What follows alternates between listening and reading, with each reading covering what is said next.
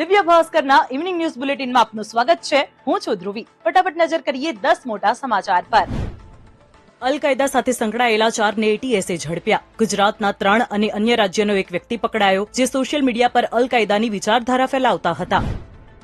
મોડાસામાં યોજાયેલ ખેડૂત પશુપાલક મહાપંચાયતમાં કેજરીવાલ અને ભગવંત માન પહોંચ્યા, જ્યાં ભાજપને અમીરોની સરકાર ગણાવતા કેજરીવાલે કહ્યું, ये अमीरों की सरकार है, ये अदानी के लिए काम करते हैं. મુંબઈ અમદાવાદ નેશનલ હાઈવે પર ખાડાને કારણે 15 કલાક સુધી 15 કિલોમીટર લાંબો ટ્રાફિક જામ થયો. જંબુવા બ્રિજ પર વાહનોની લાઈન લાગતા લોકો 2 કલાક સુધી ટ્રાફિકમાં ફસાયા.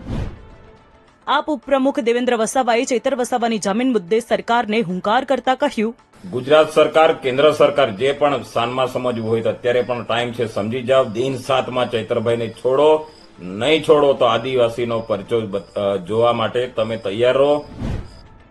હાઈકોર્ટ અને ઉચ્ચ અધિકારીઓની ગાડી ટ્રાફિક નિયમો તોડે તો છોડી દેવાય છે, જેની જાણ ગુજરાત હાઈકોર્ટને થતા હાઈકોર્ટે આખો વિડીયો જોવા માટે ડાઉનલોડ કરો દિવ્ય ભાસ્કર એપ.